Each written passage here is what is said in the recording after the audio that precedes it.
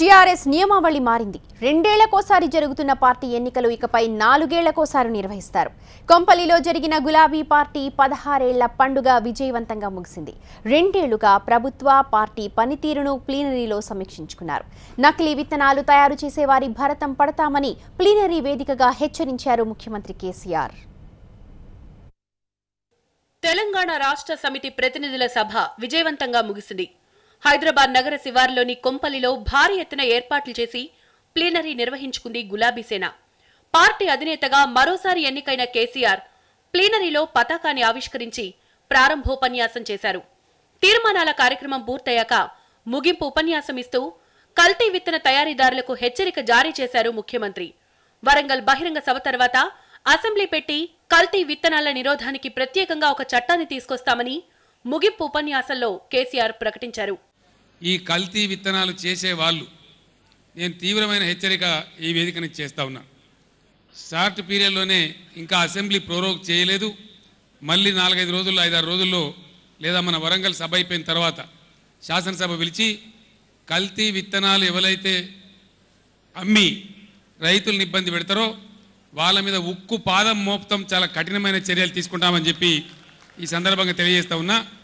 వాళ్ళే కల్తీ విత్తనం అమ్మిన వాళ్ళే రైతు ఎంత నష్టపోయిండో అంత డబ్బు ఆ కంపెనీ చెల్లించే విధంగా చట్టం కూడా తీసుకొని వస్తాం.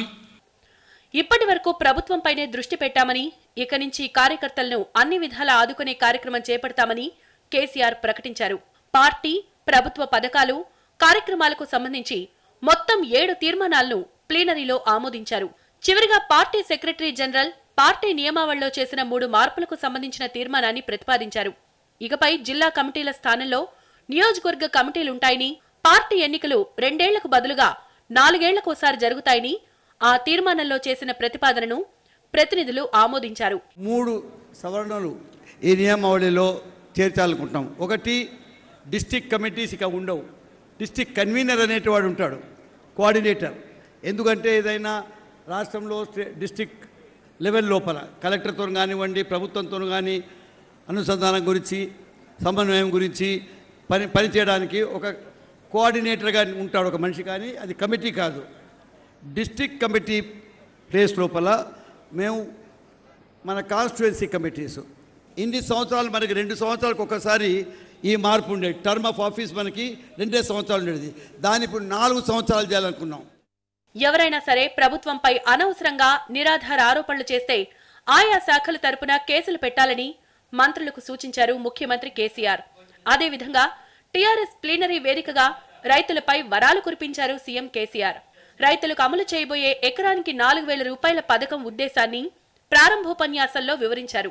తెలంగాణలోని ప్రతి రైతుకు 2 పంటలకు 4,000 రూపాయలు ఇస్తామని ఆయన అన్నారు. 4,000 నేను ఇస్తా అని చెప్పిన పెట్టుబడి యూరియా సంచులకో డిఏపి బస్తాలకో కాదు, అది రైతు ఇష్టం.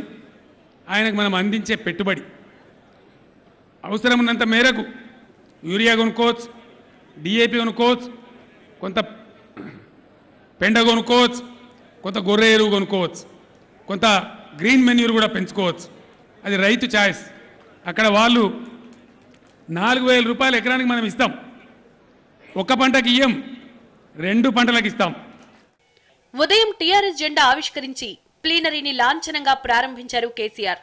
ఆ తర్వాత తెలంగాణ అమరవీరులకు నివాళులర్పించారు. గులాబీ దళపతిగా కేసీఆర్ మరోసారి ఎన్నికయ్యారు. టీఆర్ఎస్ అధ్యక్ష ఎన్నికల రిటర్నింగ్ అధికారి Nayani Narasimha Reddy, secretary general K Keshava Rao, party అధ్యక్షుడిగా కేసీఆర్ ఎన్నికైనట్లు ప్రకటించారు. ఏకగ్రీవంగా ఎన్నికైన కేసీఆర్ ను పార్టీ సీనియర్లు, మంత్రులు అభినందించారు.